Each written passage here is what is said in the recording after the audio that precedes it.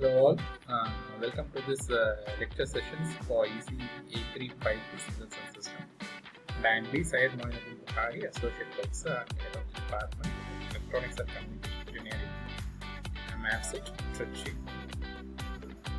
So, previous classes we have seen about course summary of course synopsis of Signals and Systems, where we covered the course outcomes and program outcomes. The demos and the methodologies related to the systems. So this class we will be starting with the unit 1, that is Introduction to Signals and Systems.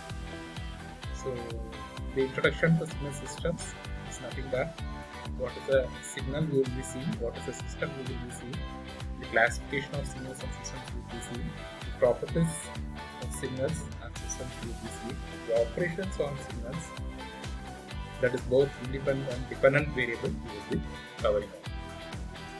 So all those topics will be covered in this video. So coming to the first topic, definition of a signal. What is a signal?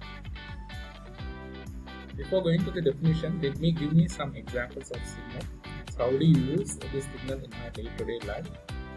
So what I speak is a speech signal. It's a very good example of a natural signal. Okay, so presently natural language processing is widely used in artificial intelligence. So we use this natural language as one of the medium, that is the analog signal naturally is taken as the input and it is processed in the field of AI. So there are various techniques that are adopted in artificial intelligence.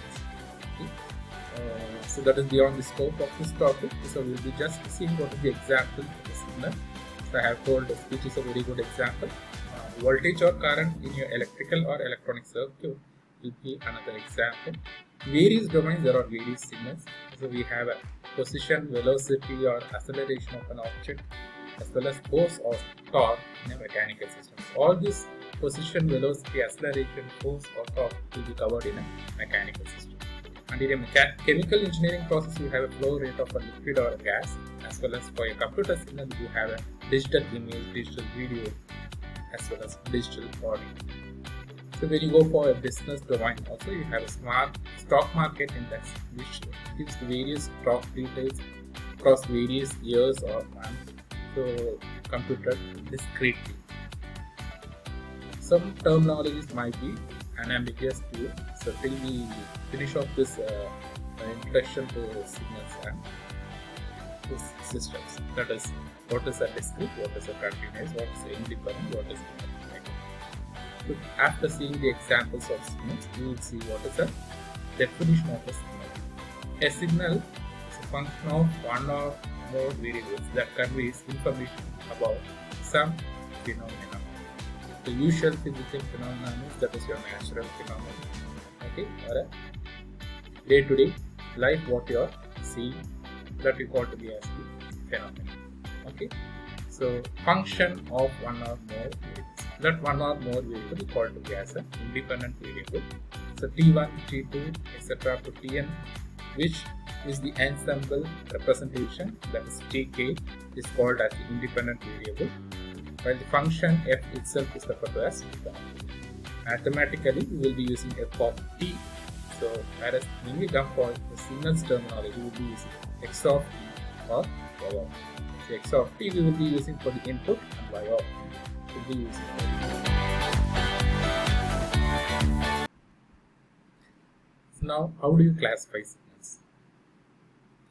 So we can classify signals depending upon the dimensionality, depending upon the independent variable, depending upon the discrete dependent variable, okay, and depending upon whether it is an analog or digital signal.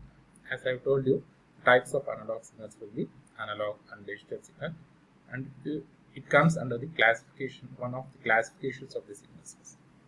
Okay, so number of independent variables.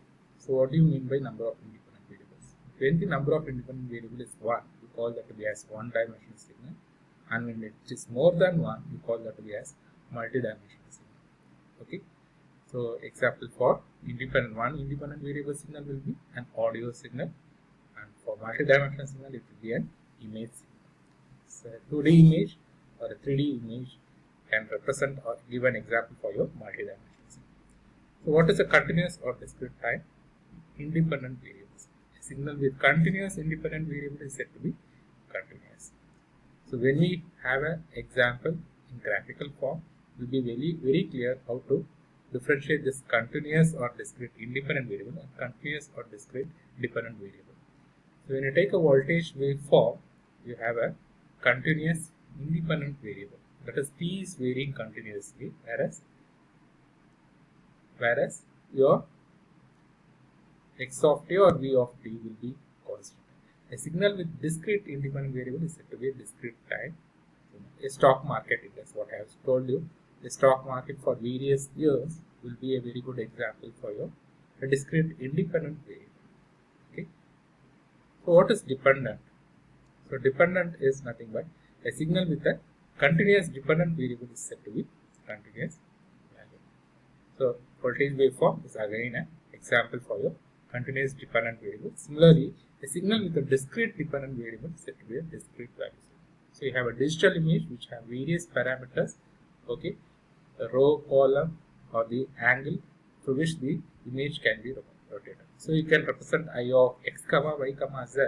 This xy is nothing but row, column coordinate, and z is nothing but the angle through which the image can be rotated in a 3D manner. So all these are the classification based on dimensionality, independent variable, and dependent variable. So what is a continuous value signal which is analog? Analog means any form which is in nature. So example, voltage waveform. Okay. Example, speech signal. Example, ECG from the human heart. So all these are analog signal.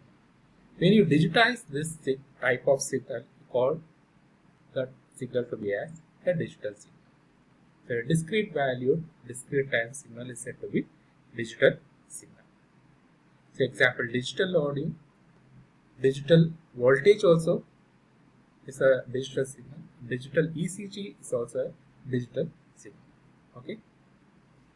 So I think you are able to differentiate what is analog signal and a digital signal. How do you get a digital signal from analog signal? So you have a processor in between this analog and digital. Okay. So the processor will convert this analog domain, that is a nature's predicting signal, voltage, speech, or ECG, into a digital domain, which will be more advantageous when compared to your analog signal. We will be seeing the advantages of analog and digital signals in later classes. So these are the graphical representation of signals, where you have a continuous time signal and a discrete time signal. So how do you differentiate this continuous time signal? Continuous time signal is defined for continuous interval of time. So t is your independent variable, and x is your dependent variable. So x is dependent on t, so you call x of t to be as the signal, and you represent any signal to be as x of t. Similarly, discrete time signal. In discrete time signal, the signal is defined at discrete instant. See here the difference between continuous time signal and discrete time signal. It is continuously defined at all instant of time. Whereas in discrete time signal, it is defined only at discrete time instant, that is for integer values. So what do you mean by the integer values? In negative it will be -1, -2, -3, it will extend up to -infinity. What do you mean by positive integer values? 1, 2, 3, etc. up to infinity. So how does the signal vary here in discrete time signal? It varies at discrete time instant. Okay. So what is the value between 0 and 1? What is the value between 1 and 2? What is the value between 2 and 3? Similarly in negative case. So all these are 0. So only at the values 0, 1, 2, 3, the signals are defined. If samples taken are more in number, the signal will be digitized in a form so that the discrete time signal is close to your continuous time signal. So next, what is a system? So we will just have an introduction of a signals and systems in this class. So a system is an entity that processes one or more input signal in order to produce one or more output signal. So it will get input and it will process some mathematical operation or transformation on the input, and then it will produce the output. Okay, the input signal is represented as x of t. So that is some mistake here. The x of t, and it will produce the output signal y of t. So it is the ensemble. Actually, it is the ensemble. X naught to xm is taken to be as braces xk, and y naught to yn braces is taken to be as yk. Okay.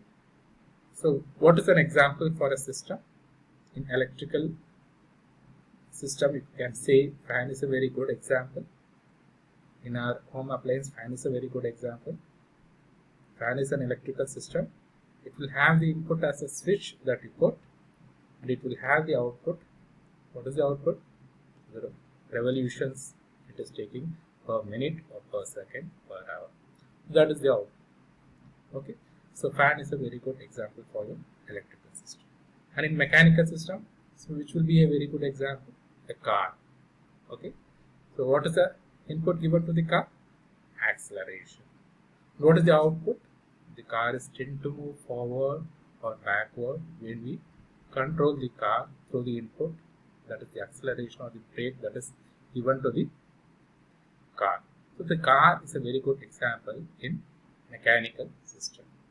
And in computer also, you can see the computer system has an input. The keyboard is the input, mouse is the input. What is the output? Output is nothing but the screen or the monitor that you are looking into it presently.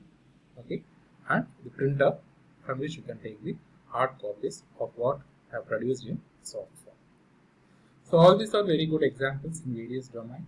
So you also have examples in civil department. So I will later on say how a system got collapsed in civil domain. Okay.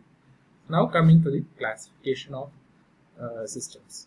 So the number of inputs, how many inputs it should take, and how many outputs it should have. A system with one input is said to be single input system, and system with more than one input is said to be as multi-input system. Similarly, a system with one output is said to be as single output system, and system with more than one output is said to be as multiple output system. So what are the types of signals processed? A system can be classified in terms of the types of signals that it processes. As I have told you, there are types of signals: continuous time signals and discrete time signals, one-dimensional signal and multi-dimensional signal, analog signal and digital signals. Depending upon the type of signals it gets, the system processes that signals and gives the output. For example, your continuous time system is defined as a system which has the continuous time signal as the input and has the continuous time signal as the output. Similarly, in discrete time signal, the discrete time system, you have a discrete time signals as the input and output respectively. So these are the block diagrams of signal processing systems. Okay, so processing a continuous time signal with a discrete time system, processing a discrete time signal with a continuous time system. You can process a continuous time signal with a discrete time system. Okay, so you will be having a continuous to discrete time converter and discrete to continuous time converter at the starting and the end of the discrete time system. Similarly, in the processing a discrete time signal with a continuous time system, you will have a discrete time to continuous time converter at the starting and the end of the continuous time system. We have the various notations here. So x of t is nothing but the continuous time signal, which will convert to p of n and develop q of n, which will give again a y of t. So the resulting thing is the input will be a x of t and the output will be a y of t for a continuous time signal processing with a discrete time system. Similarly, for a discrete time signal processing with a continuous time system, the input will be x of n and the output will be y of n. So this is an example of how a communication system works in our day-to-day life. It is a basic block diagram of a communication system. You have a message signal, you have a transmitter which will transmit, which produces the signal, that is the transmitted signal, and it goes on to the channel. Channel may be a wired channel or a wireless channel. from that you will have a received signal. The received signal will be received by the receiver by any antenna. Okay, so and the estimate of the message signal will be measured, which will have some deviation, minute deviation, and compared to the message signal, and you call that to be as an error. Okay, and this the general structure of a feedback control system, where you have a controller, plant, sensor, the input so is given and the output is developed from the sensor. The feedback signal is given to the input. You will have an error.